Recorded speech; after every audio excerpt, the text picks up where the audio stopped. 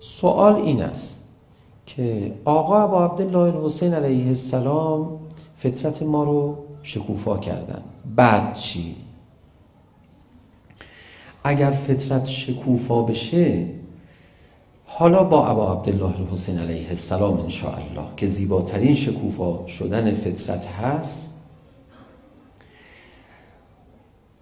ما اولین حقیقت نورانی که تو دلمون باید بیابیم و اون رو شروع بکنیم به پرورش دادن تا اصلاح بشه روحمون، این رو به جامعه هم منتقل بکنیم، جامعه‌مون هم اصلاح بشه، این رو به جهان هم منتقل بکنیم، جهان هم اصلاح بشه، کدام فضیلت است؟ اون حقیقت نورانی که ابا عبدالله الحسین دنبالشه که اتفاقا در متن کربلا هست. اون مفهوم نه یک مفهوم اخلاقی است، نه حتی اطاعت از پروردگار عالم است. اون مفهوم یک مفهوم اجتماعی هم نیست. اون مفهوم هم بعد از فطرت یک مفهوم بسیار زیربنایی، کلیدی و اساسی است که باید اساساً بعد از اینکه از فطرت شروع کردیم بیایم تو این مرحله، بعد از اینجا شروع کنیم به بقیه مفاهیم برسیم. اون مفهوم مفهومی نیست جز عبودیت. شما عبد هستی، مولا میخواهی، اربابت رب العالمین است کو. تو مملوکی، مالک داری، روزی خوری، صاحب داری. کسی فطرتش شکوفا بشه اول دنبال صاحبش میگرده.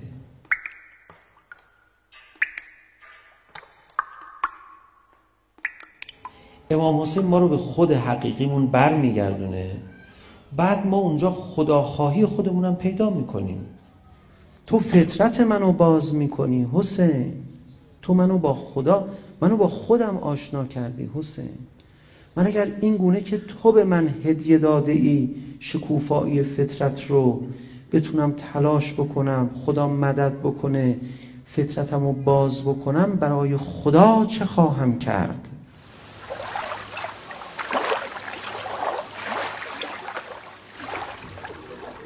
لقاء الله چیه؟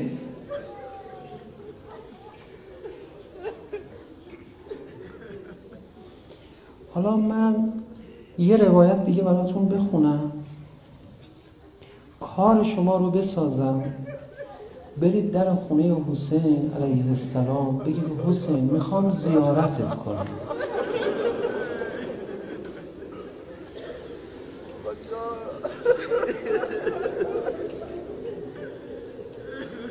پرسیدم از امام صادق علیه السلام مال من زار قبر الحسین علیه السلام، برای کسی که قبر حسین رو زیارت بکنه چی هست؟ چی بهش میدن؟ آقا امام صادق علیه السلام فرمود کان کمن زار الله فی عرشه. او مانند کسی است که به لقاء الله پیوسته، خدا رو در عرشش ملاقات کرده.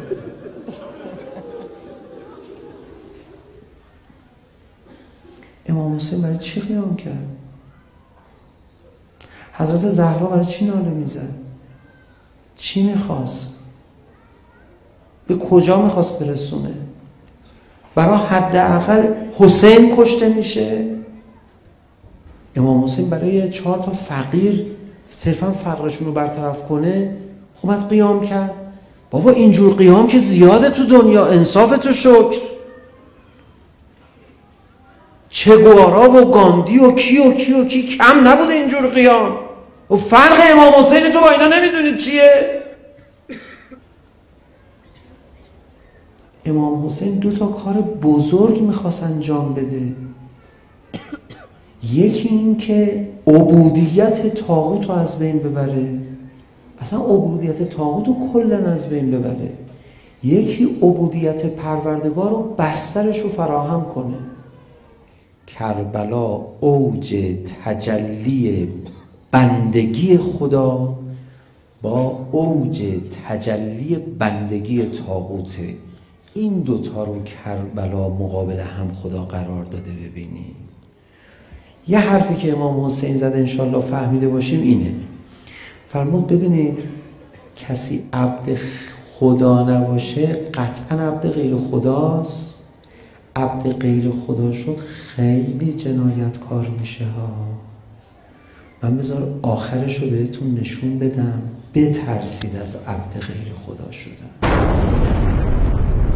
دوستان من، هر کدومتون بچه‌های خوبی بشید، به خوبی ها علاقه‌مند بشید، به خوبی ها، اما خوبی هایی که من یکمی دیدی که باش خوب نیستم.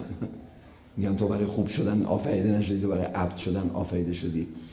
هر کدومتون بچه‌های خوبی بشید، به خوبی ها علاقه‌مند بشید یا عادت کنید، خدا یه روزی سر این خوبی ها حالتون رو میگیره. این خوبی پسرت حضرت اسماعیل است که بناس پیغمبر بشود، میفرماید ابراهیم قربانی کن، بکش بچه‌تو. عبد بودن با خوب بودن فرق میکنه دوستان من.